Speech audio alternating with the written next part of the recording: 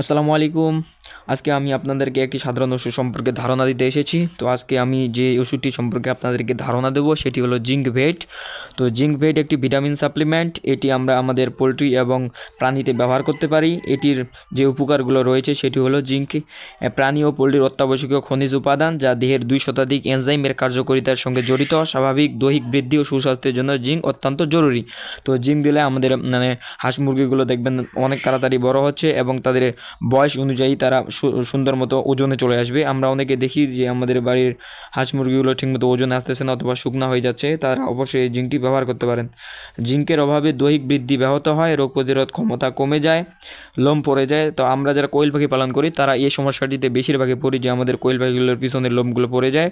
তো এটি হচ্ছে জিঙ্কের অভাবে হয়। তো জিঙ্ক যদি আপনারা সঠিক সময়ে দেন তাহলে অবশ্যই আপনাদের পাখিগুলোর পিছনের লোম পড়বে না। তো এই সম্পর্কে আমার এই চ্যানেলে ভিডিও দেওয়া আছে। যারা কোয়েল পাখি পালন করেন তারা অবশ্যই আমার চ্যানেলটি থেকে ঘুরে আসতে পারেন। আর পালক কম গজায়, তো আমরা অনেকে মুরগি পালন করি অথবা কোয়েল পাখি পালন করে দেখবেন যে সঠিক সময় পালক গজাচ্ছে না অথবা পালকগুলো উস্কো খুস্কো হয়ে গেছে, তখন ওই জিঙ্কটি আপনারা ব্যবহার করতে পারেন।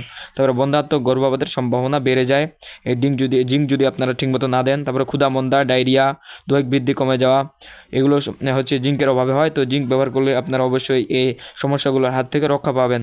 তো এটি কতটুকু করে ব্যবহার করবেন? পোলট্রিতে আপনারা যখন ব্যবহার করবেন তখন 2 মিলি 1 লিটার পানি থেকে 5 থেকে 7 দিন দেবেন।